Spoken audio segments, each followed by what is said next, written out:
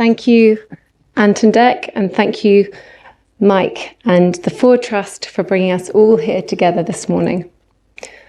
I'm so pleased to be joining you to launch the Taking Action on Addiction campaign. And I'm grateful to those of you who have shared your experiences of addiction with me here today. Addiction is not a choice. No one chooses to become an addict. But it can happen to any one of us. None of us are immune. Yet it's all too rarely discussed as a serious mental health condition. And seldom do we take the time to uncover and fully understand its fundamental root causes. The journey towards addiction is often multi-layered and complex. But by recognizing what lies beneath addiction, we can help remove the taboo and shame that sadly surrounds it. As a society, we need to start from a position of compassion and empathy, where we nurture those around us, understand their journey, and what has come before them. We need to value and prioritise care and support, helping to restore and connect individuals who are clearly suffering to the people around them.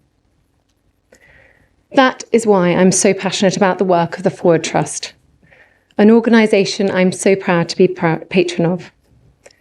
This is the work that you and many other charities provide day in, day out, and it's needed now more than ever. The pandemic has had a devastating impact on addiction rates, and families and children are having to cope with addiction in greater numbers than ever before. We know that over 1.5 million people across the UK who did not have substance misuse prior to lockdown may now be experiencing problems associated with increased alcohol consumption. Around 2 million individuals who are identified as being in recovery may have experienced a relapse over the past 18 months.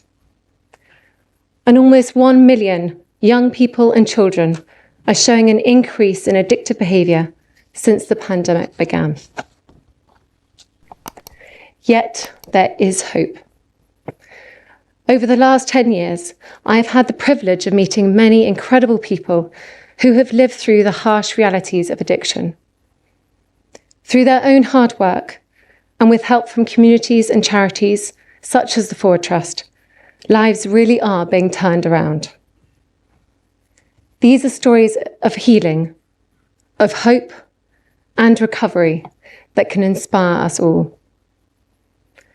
I fully support the Taking Action on Addiction campaign to improve awareness and understanding of addiction. The campaign will show us that not only do many people recover from addiction, they can go on to prosper. We can all play our part in helping this work by understanding, by listening, by connecting, so that together we can build a happier, healthier, more nurturing society. Thank you. Over the last 9 months, the pandemic has been a worrying time for us all. We've experienced isolation, loss, and uncertainty. But in the midst of this crisis, we've also seen huge acts of kindness, generosity, and empathy. The pandemic has reminded us just how much we value living in a world where people care for one another, and the importance of feeling connected to the people around us. And it's these connections, these relationships, that are founded in the earliest years of our lives. People often ask why I care so passionately about the early years. Many mistakenly believe that my interest stems from having children of my own. And while of course I care hugely about their start in life, this ultimately sells the issue short. Parenthood isn't a prerequisite for understanding the importance of the early years. If we only expect people to take an interest in the early years when they have children, we are not only too late for them, we are underestimating the huge role others can play in shaping our most formative years too. Over the last decade, I, like many of you, have met people from all walks of life. I've seen that experiences such as homelessness, addiction, and poor mental health are often grounded in a difficult childhood. But I have also seen how positive protective factors in the early years can play a critical role in shaping our futures too.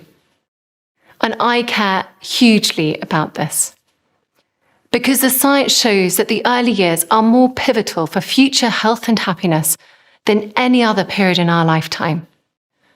Because as many as 40% of our children will arrive at school with below the expected levels of development.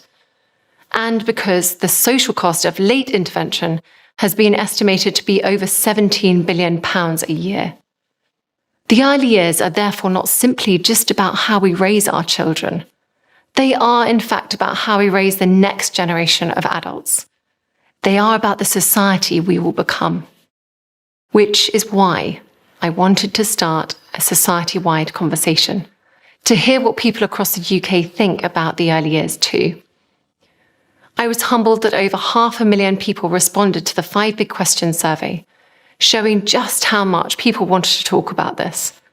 We combined these findings with national research and a COVID lockdown survey, and together this represents the UK's biggest ever study on the early years.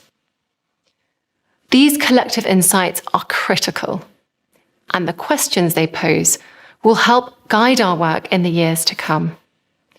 Firstly, if parents are struggling to prioritise their own well-being, how can we better support them? Secondly, what is at the root of why parents feel so judged?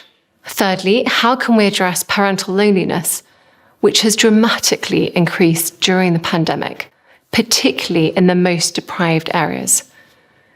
And finally, if less than a quarter of us understand the unique importance of a child's first 5 years, what can we do to make this better known? We must do all we can to tackle these issues and to elevate the importance of the early years, so that together we can build a more nurturing society. Because I believe the early years should be on par with the other great social challenges and opportunities of our time. And next year, we will announce ambitious plans to support this objective. My final message is a thank you. Thank you to all the families and parents and carers for the important work you do every single day in raising our children. And thank you to those of you working to support these families and their children too. What you do takes hard work, commitment, and vision.